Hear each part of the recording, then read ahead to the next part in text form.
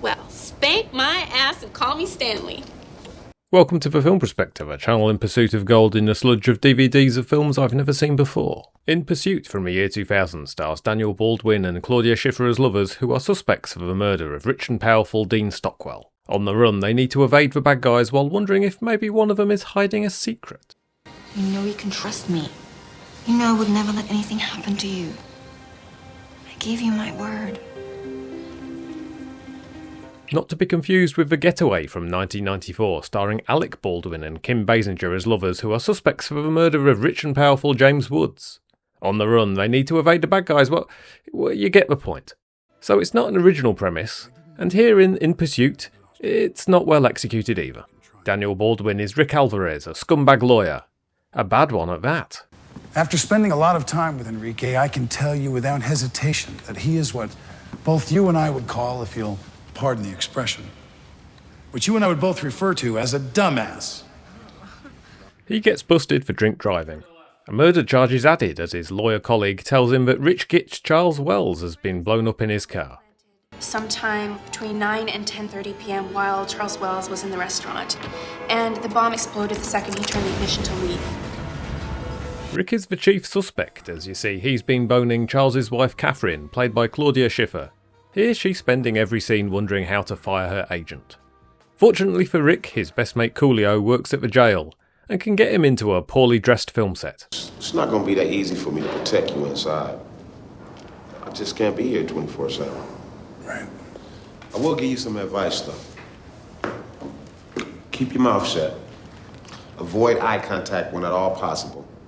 And keep your ass to the wall. Real fucking encouraging, Carl. There he can escort Kathy in and out. Back up! You realize how many men might be made into bitches tonight because of your outfit?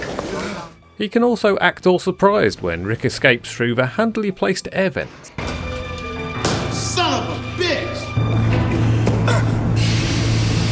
He somehow manages to outrun the idiot cops. And he drops in on a local wildlife.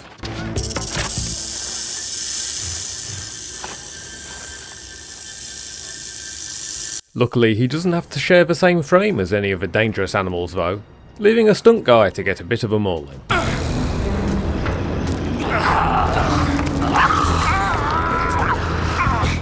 He runs into Kathy again. Why isn't she helping him? What's she doing? She convinces him she's still on his side, but she legs it again. Kim Rhodes plays a meddling detective who's out looking for Rick, forcing him to hide in Tackleberry's car.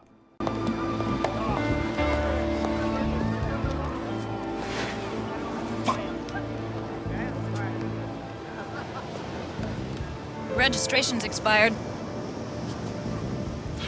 It's a rental. Thanks!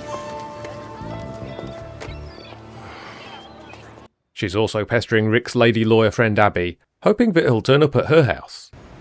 Whether he already has or is going to contact you, he's going to tell you what you need to hear to go along with him. Be aware of that. Don't get played by him. Or maybe she's hoping for an invite herself. Anything else? Yeah. You have really nice tits. Kidding. Bye. But Abby only has eyes for Rick, and together they track down Kathy again. I can't do everything, but it shouldn't take a genius to figure out where she's headed. He also explains to Abby exactly what's going on. Abby Wells is my father. Oh my God. He let us stay with him. Not his wife and son. There's still a maid. Late at night, I could hear him. He was drunk. He would beat her.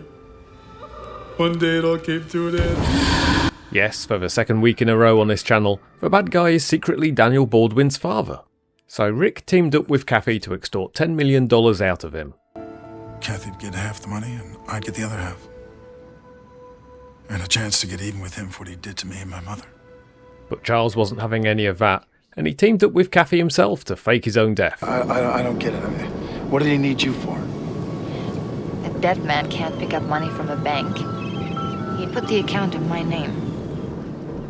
Rick, I could have turned you to the cops twice. You'd be in jail now if I wanted you to be. But as he was rich and famous before all this, and therefore didn't need any insurance money, this plan makes no sense. Nor does Caffey's double or triple cross. Catherine, put that gun down. What is this? What are you doing? I'm disappointing you. Or that Dean Stockwell turned up for a couple of days filming on a boat with a rubber axe.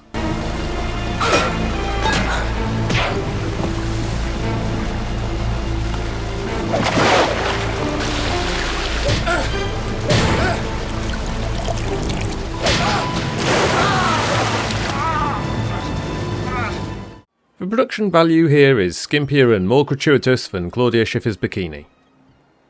For a film called In Pursuit, there's no car chase. The nearest we get is one terribly staged car crash and explosion.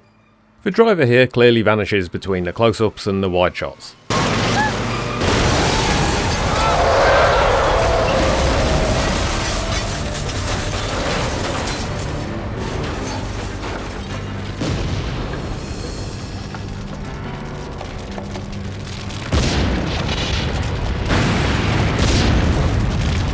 The acting overall is bad.